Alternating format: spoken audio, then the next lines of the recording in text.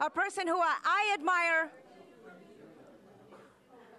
A person who I admire a lot, who I look after, and I want to be like you, Carole, when I grow up. Okay. I want to be like you. Please help me welcome Carole Rodoni. Thank you. Good evening. Okay. We're going to talk about a lot of things. I want to talk about the economy. I want to talk about whether we're past this credit crisis yet. Are we at the bottom of the housing market? I want to talk then about real estate, what I think is going to be some challenges and opportunities for you in this market. I'm going to talk about the various markets that you have out there, from foreclosures and short sales to the middle part of the market to the high end, what I think you're going to do with sellers and buyers, and what I think are the three things that they're looking for this year. So let me start by talking a little bit about this economy, because I think when we look at the economy, the first thing we have to talk about is obviously the recession. And when did this recession really start? Well, this recession really started. The stock market has been very positive this year. It's been up and down, but very mild, and we've gone from 7,000 all the way up to over 10,000. I think what that shows is that people are feeling more confident. They're willing to come back in the market. Profits from businesses are doing better than they thought this quarter and last quarter. They're basically doing that because a lot are downsizing. Productivity was up at 6.5%, the highest we've ever had.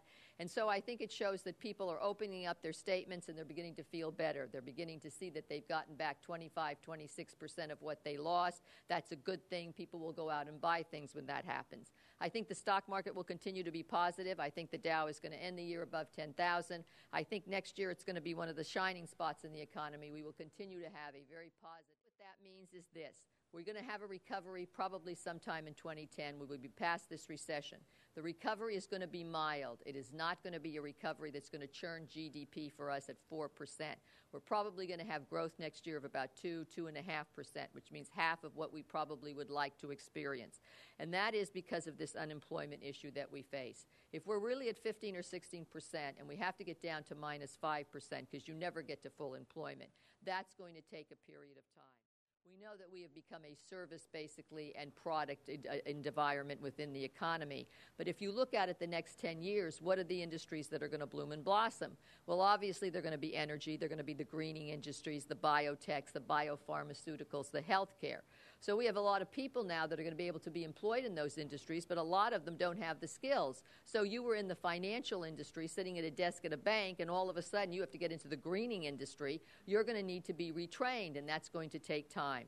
So I think we have some things that are going to be affecting employment in this country that are going to take longer to fix than just the number of saying we have this unemployment, let's hire everybody again, and let's get back to minus 5%.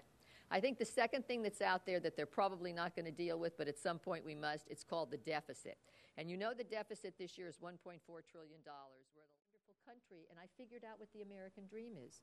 The American dream is that you can stand on a piece of this earth and you can say, this is mine. I bought this. I acquired this. And the wonderful thing is that when you're not here anymore, you can give that to your children, or better yet, your grandchildren. And I thought to myself, that's the American dream, that I can leave Jack a letter and I can say, Jack, now that I'm not here, I want to give you a piece of this wonderful earth that we've been given. It is precious. It is rare. Take good care of it. Make sure that you protect it, and make sure that you give it to your children so that they can have the American dream. That's the value of real estate. Thank you.